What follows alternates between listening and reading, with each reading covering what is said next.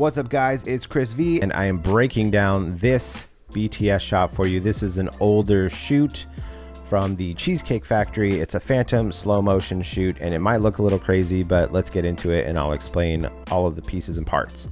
Here is the actual shot straight out of the camera.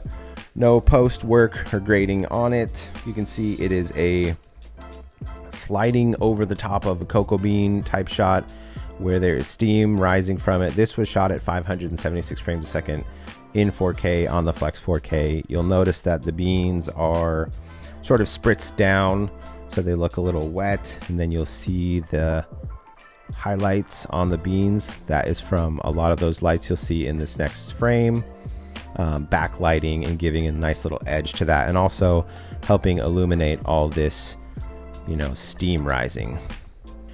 Okay, let's get into it. So right here you can see that our camera pushes forward and our steam master right here whoosh, moving forward with camera. We've got a 10K, 5K, 5K, those are all Fresnels. Then we have a 5K sky pan, and then we have a 5K Fresnel over here. Off to the side is another 5K sky pan. Let's go to a different angle and you can see our grate. So this is a custom made surface. You'll notice here's a short C-stand. You've got your head right here. You've got your short C-stand arm going through the head, and then it's clamped on with like a number 1, or it looks like a number 2 spring clamp. And that's making this surface right here that we're putting the cocoa beans on. Spread them out, and then here is the camera package.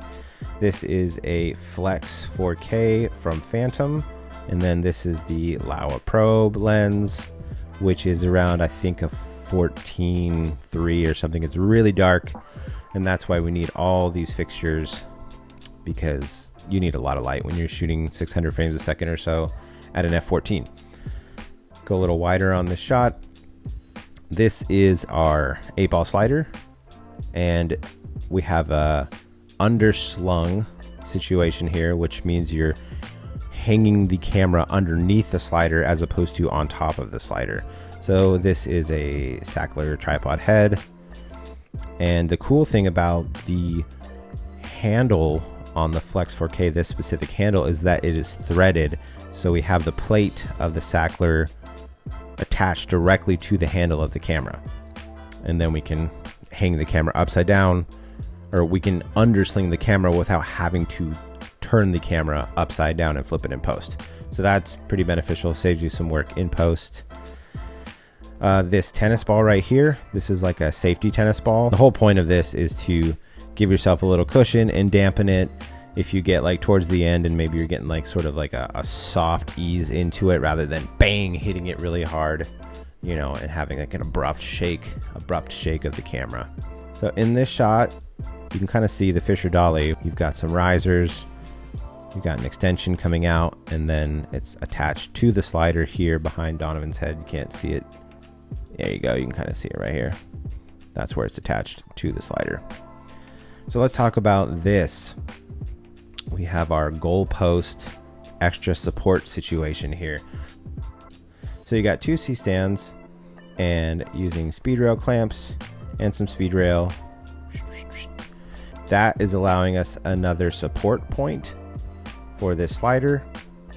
The reason why you want to do that sometimes is when you have a heavy payload. This camera right here, this camera with everything set up on it is probably around 25-30 pounds. So when you get to the end of this slider, it can sag. It'll like dip down, and that might give you some wobble or some shake in your shot, and you don't want that.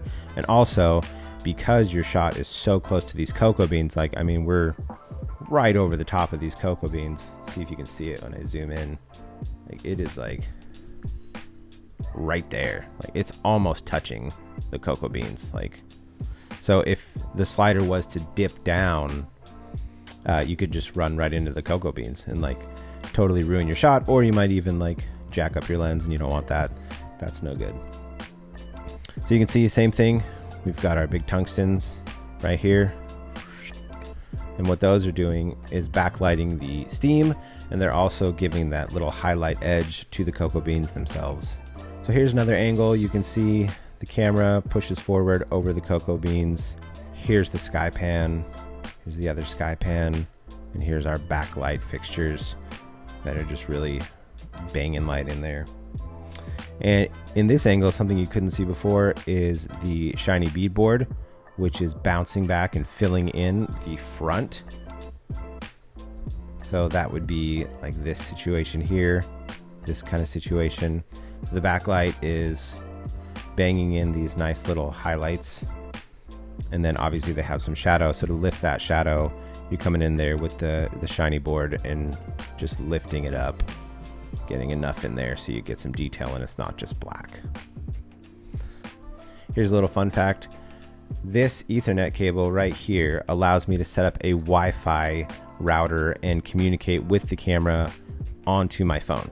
So I can control all the controls in this camera off camera remotely and not have to touch it, which is really important when you're going to do a shot like this, because as you saw before, it's almost touching the cocoa beans, and if you're touching the camera physically with your hand at all, you could get a lot of camera shake, and nobody wants that because that could ruin your shot.